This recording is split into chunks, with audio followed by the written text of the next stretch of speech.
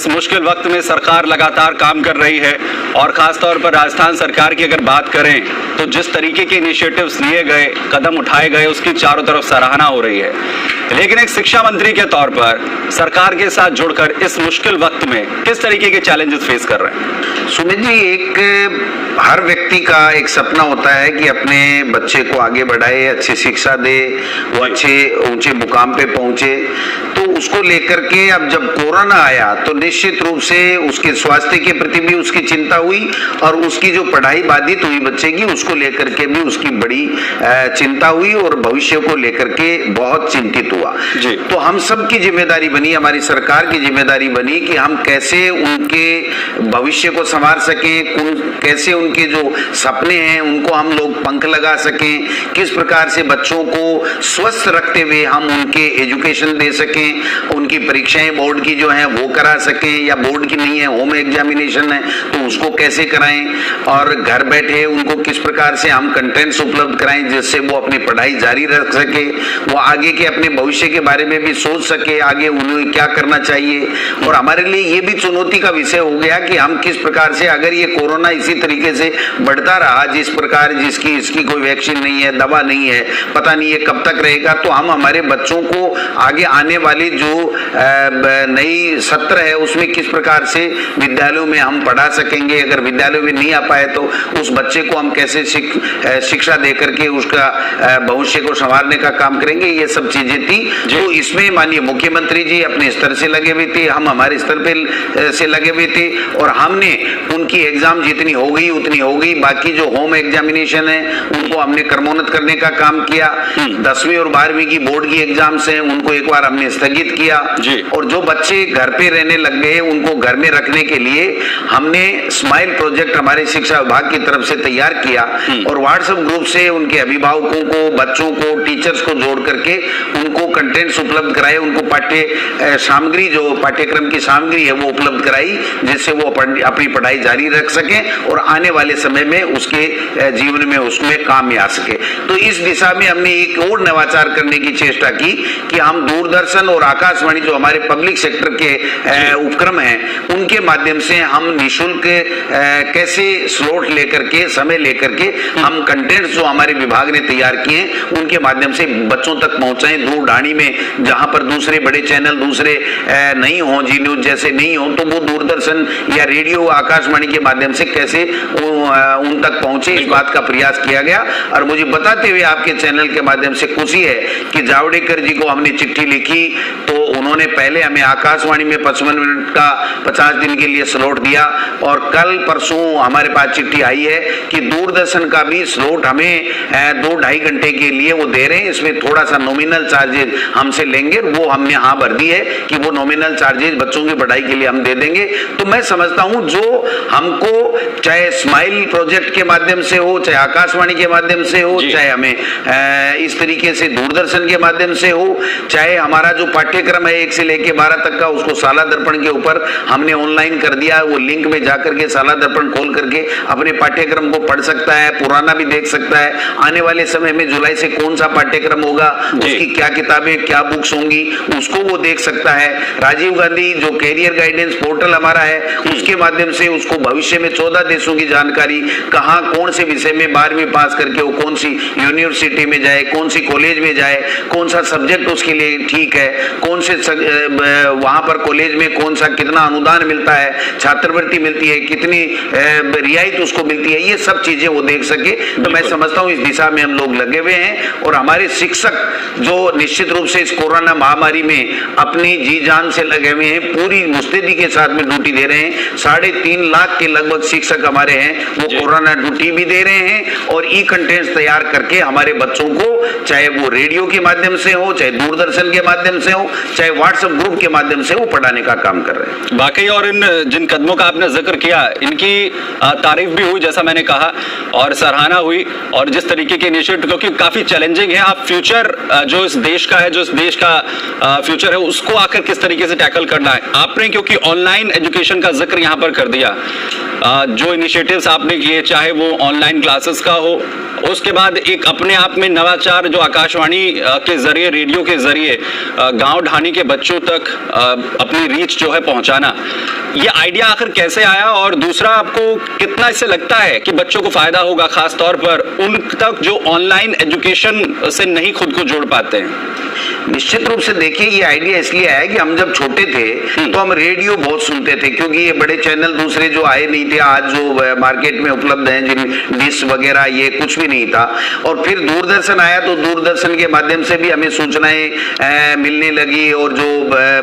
उसके ऊपर सीरियल वगैरह आते थे, वो शिक्षाप्रद सीरियल वो देखने को मिलते थे। तो मुझे ये पूरा ध्यान में था कि ये हमारे सरकारी उपक्रम है, ये बिजनेस के लिए नहीं बने हुए, ये सेवा के लिए बने हुए हैं। और ऐसे समय में जब ये वैश्विक महामारी आ गई है तो इन उपक्रमों का हमें उपयोग करना चाहिए, और गांव ढेणी खेत खलियान में अंतिम छोर में बैठे हुए व्यक्ति को, उस बच्चे को, हमारे बेटे को ये शिक्षा इसके माध्यम से दी जानी चाहिए। तो इसके लिए हमने हमारे टीचर से कंटेंट्स मंगवाए और उनमें सेलेक्ट किया अच्छे जो टीचर जो प्रभावी तरीके से अपनी बात कह सकते हैं, विषय के विशेषज्ञ हैं, उनसे कंटेंट्स तैयार करके हमने फिर इनके माध्यम से बच्चों को पढ़ाने का काम किया। और एक बात हमारी इसलिए भी हुई कि जब बच्चा भी घर में है, माँ बाप भी घर में है, तो मैं समझता हूँ उसको लॉकडाउन में घर में रहना है, तो हर माँ बाप ये चाहता है मेरे बच्चे को मैं क्या पढ़ाऊं, क्या किस तरीके से। तो अगर उसको मटेरियल मिल रहा है तो वो माँ बाप उसको मोटिवेट करता है कि बेटा 11 बजे रेडियो आएगा, 5 मिनट तक तुम्हारी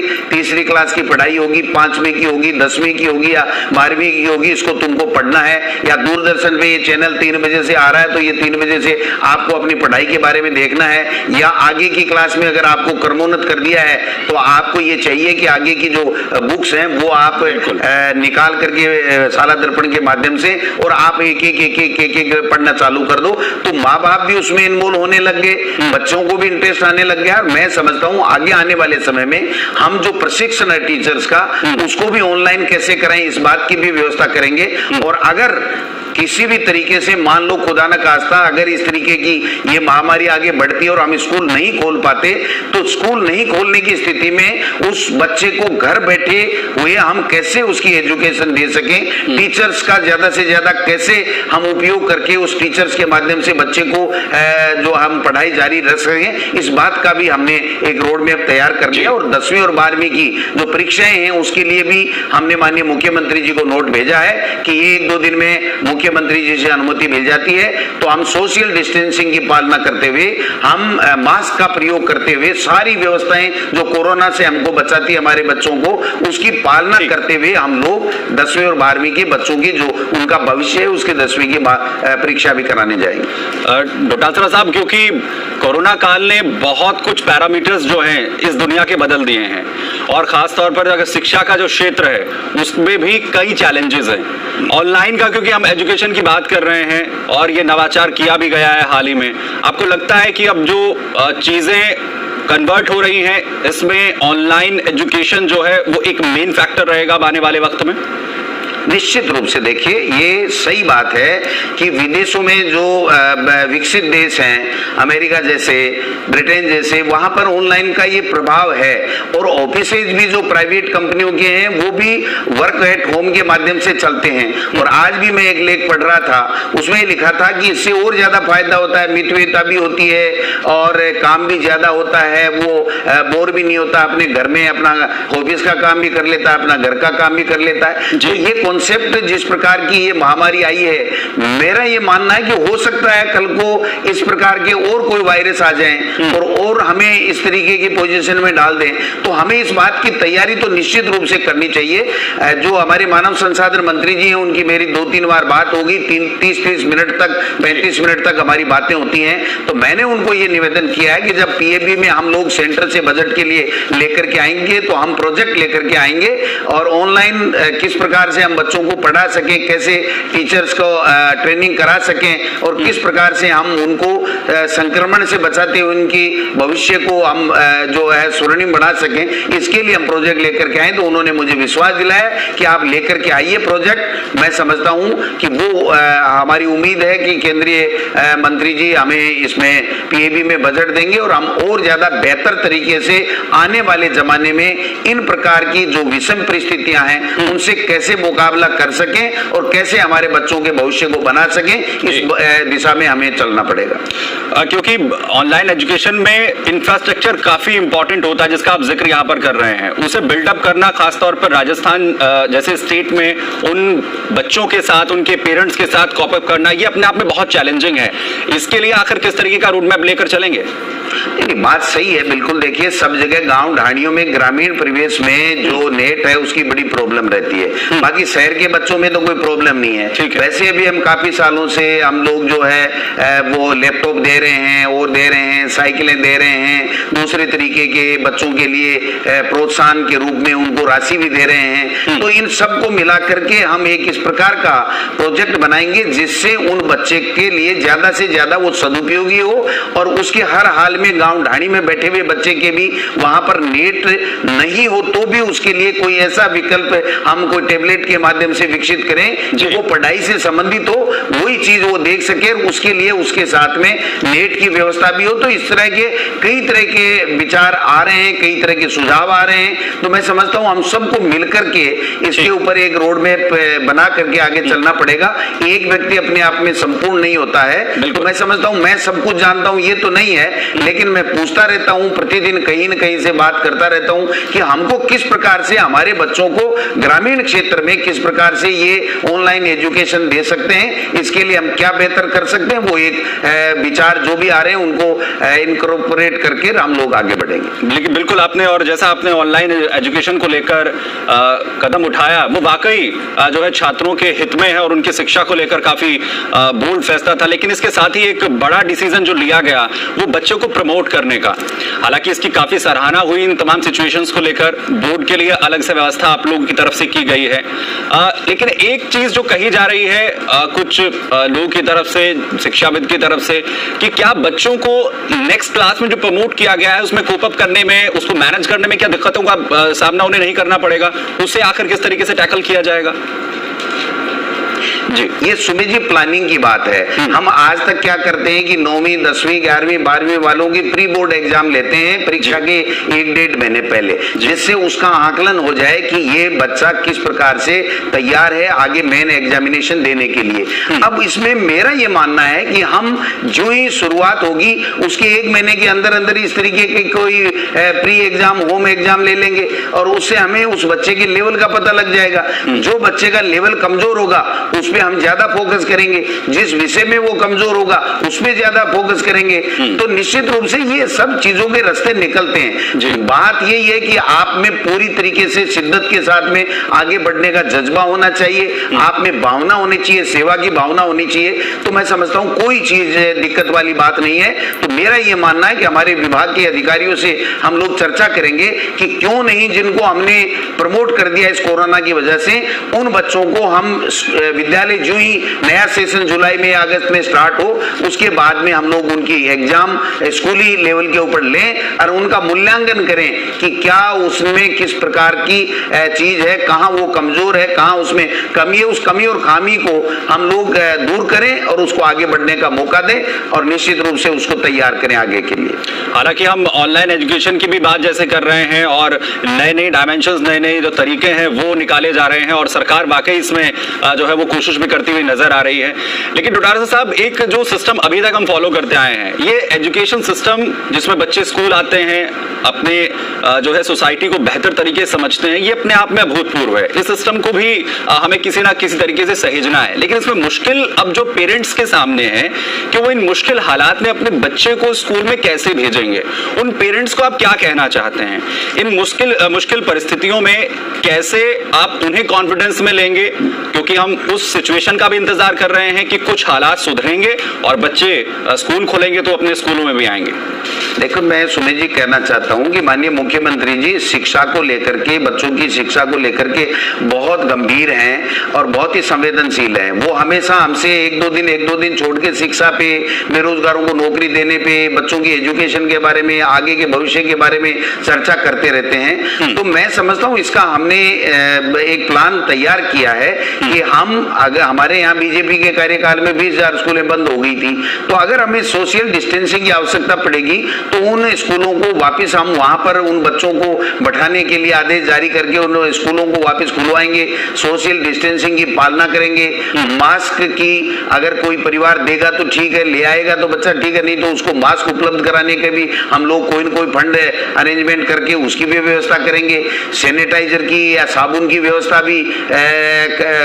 करेंगे और सारी करके उनको पूरी तरीके से हम विश्वास दिलाएंगे कि हम जिस प्रकार से बच्चे को अपने माँ बाप अपने बच्चे को जिस प्रकार से ध्यान रखते हुए उसको आगे बढ़ने के लिए दिशा में काम करता है, उसी दिशा में हम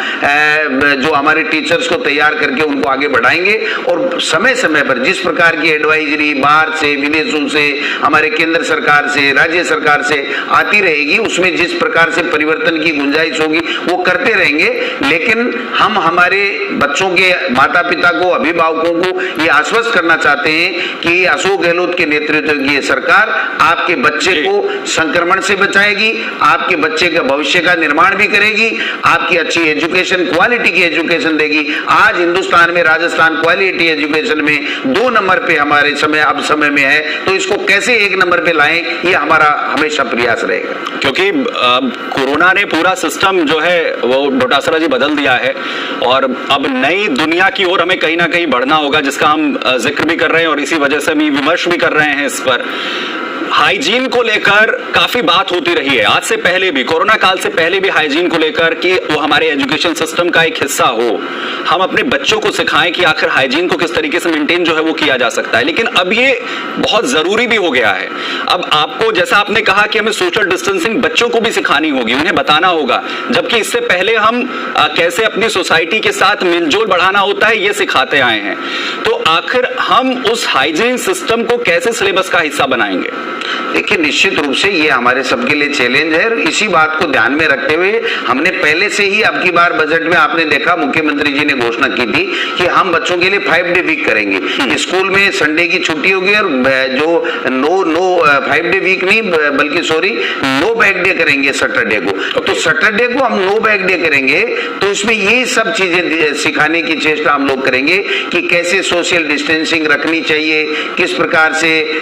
जो आपने कही वो बात भी हम आगे बढ़ाएंगे, किस प्रकार से बैड टच और गुड टच का जो कॉन्सेप्ट है को एजुकेशन में आजकल बच्चे और बच्चियां पढ़ते हैं, तो बच्चे को पहले से ही, शुरू से ही, पहली दूसरी से ही कि कौन सा बैड टच है, कौन सा गुड टच है, उसको खेलने में उसकी क्या रुचि है, किस विषय में उसकी रुचि है, खेलने में ज्यादा रुचि है, मैथ्स में रुचि है, दूसरे में है, वो आजकल इंग्लिश मीडियम इंग्लिश स्पोकन भी होना चाहिए, उसका भी हम लोग अभ्यास कराएं। तो ये सारी चीजें, खेलने में रुचि ले बच्चा, रुचि के साथ में आगे बढ़े, ये सारी चीजें हम नो बैग डे जो हर सैटरडे को हम करने जा रहे हैं, वो उसके अंदर इन सब चीजों को जो आपने बताया हम सब लेंगे और निश्चित रूप से हम लोग अच्छे से अच्छा इस तरीके के रोड मैप बना करके चलेंगे जिससे हमारे बच्चे का भविष्य अच्छा बने। डोटासरा जी, इसके साथ आपके सामने एक चैलेंज और भी है। सोशल डिस्टेंसिंग तो बच्चों को सिखानी ही है, हाइजीन तो हमें सिखाना ही है, लेकिन हमें उनके बीच में उस भावना को भी पूरी तरीके से सहेज कर रखना है जो राजस्थानियों की खासतौर पर कही जाती है मेलजोल की भावना। जी जी जी जी, बिल्कुल बिल्कुल बिल्कुल सुमित जी, आपने बहुत अच्छी बात कही और मैं समझता हूँ ये बहुत जरूरी है। हमारे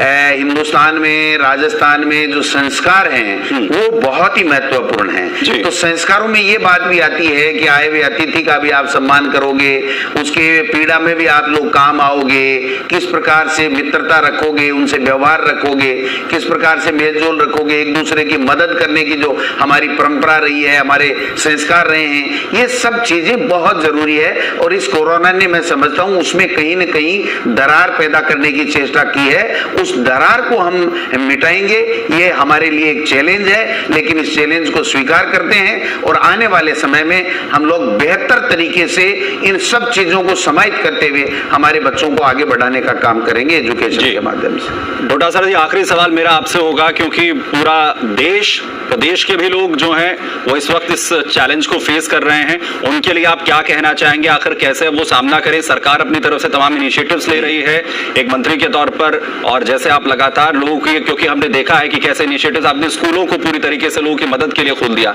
उनके लिए आप क्या कुछ कहना चाहेंगे? निश्चित रूप से देखिए, जिन लोगों ने लॉकडाउन की जो ही प्रधानमंत्री जी ने घोषणा की, मुख्यमंत्री जी ने घोषणा की, उसके बाद में बहुत अच्छे तरीके से पालना की और विशेषकर ग्रामीण क्षेत्र में तो 100% आपके लॉकडाउन की पालना हुई है। शहरों में थोड़ी बहुत जरूर हुई है, लेकिन मैं ये कहना चाहता हूं कि भारत के लोगों में दम है, दमखम है। भारत के लोग वो सब चीज जानते हैं, भाईचारा निभाना भी जानते हैं, आगे बढ़ना भी जानते हैं, हिम्मत भी उनमें है और एजुकेशन के प्रति उनकी ललक भी बहुत शानदार है। हमारे यहाँ के बच्चे अमेरिका में जाके इंजीनियर बन रहे हैं, डॉक्टर बन रहे हैं और वहां अपना नाम कमा रहे हैं। तो मैं समझता हूं, सबको यही कहना चाहूंगा कि इस संक्रमण से बचने के लिए, इस महामारी में, इस वैश्विक आपदा के समय में हम सब मिलजुल करके आगे रहें। और एक बात कहते हुए अपनी बात समाप्त करना चाहूंगा कि आप जैसे जी न्यूज हो या दूसरे चैनल्स हो, सबका, मीडिया का मैं धन्यवाद देना चाहता हूं कि जिस प्रकार से मीडिया ने इस कोरोना में लोगों को अवेयर करने का काम किया है, लोगों की मदद करने का काम किया है, उन तक सही तथ्य पहुंचाने का काम किया है। आप भी साधुवाद के पात्र हैं, जिसकी वजह से लोगों में इतना भय नहीं रहा। वरना तो एक बार तो ये हो गया था कि ये जिंदगी 2, 5, 10 दिन, 15 दिन की है। मैं समझता हूं इस संशय को दूर करने का, इस भ्रम को दूर करने का आप लोगों ने भी जो काम किया है, आपको भी मैं इस चैनल के माध्यम से सभी श्रोताओं को, आप सब मीडिया कर्मियों को धन्यवाद देना चाहता हूं। शुक्रिया डोटासरा साहब हमारे साथ यहाँ पर जुड़ने के लिए, अपनी बात रखने के लिए। तो ये थे